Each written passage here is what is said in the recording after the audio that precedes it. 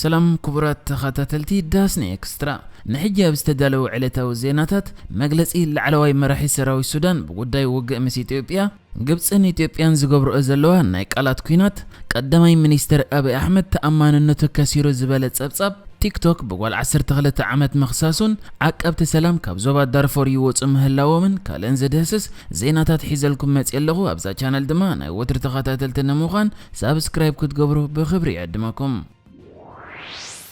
أمونغو هاجر السودان إثيوبيان يكازلو كينات كاتسالي زلو يبهالو لاب زلو غيزي أبو ومبر لأولاو بايتو السودان كومدما زلا على حلافي حيلتات مكلخال السودان زغونه جنرال عبد الفتاح البرهان نتي ميسي إثيوبيا زكازلو كينات ملكيتو بمغنيات مبسوسان حموشتن تسنبل ناصنت هاجرو مغلص هيب الله جنرال عبد الفتاح البرهان ابتغير وزلق على محتت هاجرو السودان ابز اوان تغبر زلا وتهدراو منقسقاس ناي زخونه هاجر دوب كيطحست كومدما وتهدراتا نتي ኢትዮጵያውያን ሓረስቶት ተታሒዙ ዝጸንሐ መሬቶም የምልሶ ከም ዘለው በመዝራብ ንውተሃደራት ሃገሩ ደገፍ ከም ዝህብ ከምኡኻ ሃገሩ ዝኾነ ካብ መሬታ ይሕሊፋ ከም ዘይትህብ እቲ ዘሎ ዘይምስማዕ ድማ በዘተ ክፍታሕ ዝኽእል ኮይኑ ሰራዊት ሃገሩ ግና መሬቶም ከምልሶ ከም ዝኾኑን ዝኾነ ዘጣሐስዎ ናይ ካለ ሃገር ዶባት ከም ዘየለይ ተዛሪቡ ከም ዝፍለጥ ኣብዚ እዋን ኣብቲ መንጎ ሱዳንን ኢትዮጵያን ይካየድ ዘሎ ግጭት ድሮ ብዙሓት ወተሃደራት ህይወቶም ክስእኑ ከለው እቶም ነቲ መሬት ንኣስታት 20 ዓመታት ዝሓረስዎ ኢትዮጵያውያን ሓረስቶት ድማ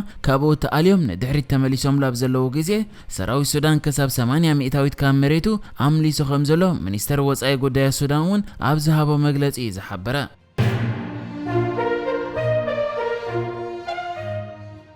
تمالي ابز نبرز زيناتات هاجر جبسي بتي افنيا منيستر وصاي قدات اثيوبيا زخونه دينا مفتي زوص قالت حريقه امباسادر هاجر اثيوبيا بجبس صويعه بزعبتي نوشت او قدايات املكيتو زتوها بمجلصي ملس كهب كم زحاتتو يتغليص نيرو حجخه نز قداي املكيتو جبس هيباتو زلا ملسي كومخا بزعبه جبس انتاي سلازتبهاليا ات هاجر حريقه زملكت مولو صبصب وصيلا ኣብቲ ሕጂ ወፂ ዘሎ ጸብጻብ ቅድሚ ሕጂ ኣምባሳደር ኢትዮጵያ ኣብ ግብጽ ዝነበረ ሕጂ ድማ ኣፈኛ ሚኒስትር ወጻኢ ጉዳያት ኢትዮጵያ ዘሎ ዲና ሙፍቲ ግብጽ ንኢትዮጵያ ከም ሓደጋሪኣ እቲ ኣብ ኢትዮጵያ ዝህነጽ ዘሎ ዲጋ ኸኣ ንግብጽ ናብ ጥሜትን ጽምእን ከም ረሓይ ብምባላ እዚ ኣብ ውሽጢ ግብጽ ዘሎ ዓሚቕ ውሽጣዊ ቅልውላዊ ዘርኢ ክብል ተዛሪቡ ነይሩ ነዚ ዘረባ ኣመልኪቱ ኸኣ ሕጂ ወሃብ ቃል ሚኒስትር ወጻኢ ጉዳያት ግብጽ ዝኾነ ኣሕመድ ሓፍዝ ኣብ ዝሃቦ መልሲ እቲ በቲ ናይ ኢትዮጵያ ወሃብ ቃል ዝወፀ መግለጺ ነቲ ኣብ ሕብረት ኣፍሪቃ ኣብ ዓንቀጽ 4 ዘሎ ኣብ ውሽጣዊ ጉዳያት ናይ ካልእ ሃገር ንኸይተኣቱ ከምኡውን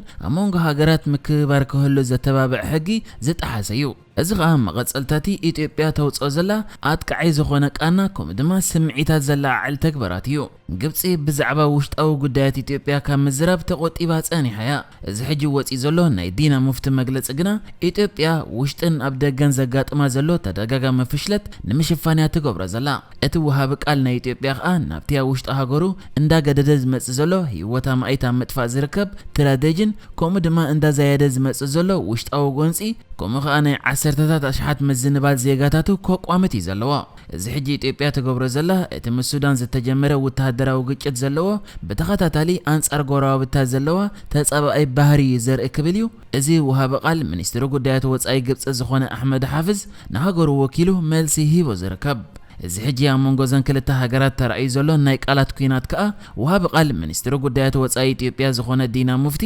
ብጀካቲ ኣቐዲሙ ዝተጠቕሰ ቃላቱ ግብጽ ነቲ ኣብ ውሽጣ ዘሎ ጸገማት ንምሽፋን ከምኡ ድማ ንሽግራታ ኢትዮጵያ ክትወቕሰልያ ትፍትን ዘላ ክብል ተዛሪቡ ብምንባር እዩ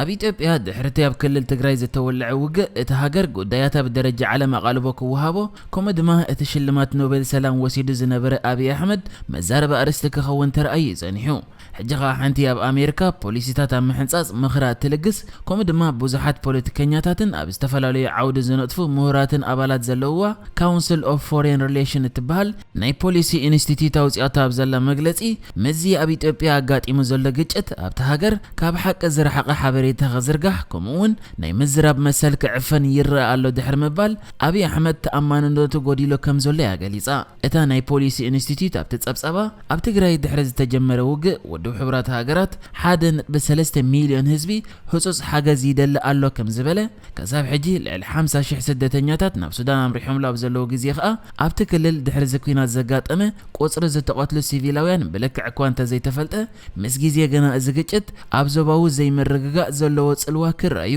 አብይ አሕመድ ኣብ መወዳእታ ዝሓለፈ ወርሒ ኣብቲ ኣብ ክልል ትግራይ ዘካየድ ዘሎ ውግእ ዝኾነ ሲቪላዊ ሰብ ኣይተቐትለን ናይ ኤርትራ ወተሃደራት ኣብቲ ውግእ ኣይተሳተፉን እኳ እንተበለ ድሒሩ ብዝተረኽበ ጭብጥታት ግና እቲ ሓቂ በንጻሩ ኮይኑ ብምጽንሑ አብይ ተኣማንነቱ ከሲሩ ድሕሪ ምባል ጋዜጠኛታት ነቲ ዝተጸባበቐ መደረታት ኣብ ኣዲስ ኣበባ ዝርከብ መሪሕነት ኣጸሊምኩም ተባሂሎም ከምኡውን ሓቀኛ ጸብጻብ ብምዝርግሖም ይቕጥቆጡን መጥቃዕቲ ይወርዶምን ኣሎ ክትብል እያ ጸብጺባ ዘላ ካብዚ ቀጺሉ እቲ ጸብጻብ ኢትዮጵያ ቅድሚ ሕጂ ኣብ ኣፍሪቃ ኣገዳሲ ተራ ትጻወት ዝጸንሐት ከምኡኻ ኣብ ዓለማዊ መድረኻት ተሰማዒ መራሒ ድምፂ ነይርዋ በዚ ኸ ኣብ ዓለም ዘለዉ መራሕቲ ንኢትዮጵያ ብርጉእነት ግሉጽነት ከምኡ ድማ ንኣፍሪቃዊ ረብሓታት ጠጠው ትብል ሓያል ሃገር ገይሮም እዮም ዝርእይዋ ነይሮም ይኹን እምበር ሕጂ ናይ ዓለም ማሕበረሰብ ብሓቅነት ቃላት አብይ ኸጠራጠር ምኽንያት ኣለዎ ድምር ናይ ዝተኸስረ ዕድላት ከዓ ዋግኡ ኣሰንባደ ክኸውን ይኽእል ብምባል ብዛዕባ እቲ ኣብ ዝበሎን ኣብ ባይታ ዝተረኽበን ሓደ ዘይኮነ ሓቅታት ኣመልኪታ አብይ ተኣማንነቱ ከሲሩ ክትብል እያ ጸብጺባ ዘላ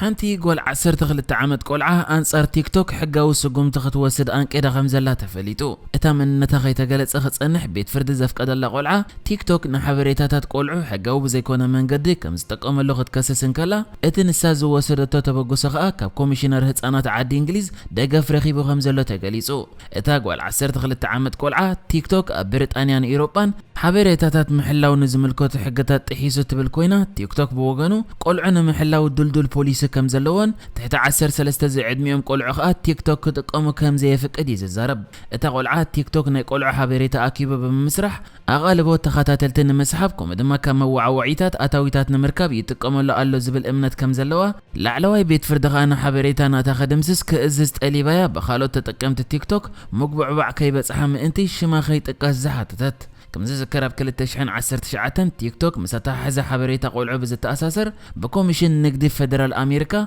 5.7 مليون دولار تغطيع زنبار خوينو أبدو بكورياون أب عامة 2020 بتمساسال مغنيات مغصعة تبين لنيريو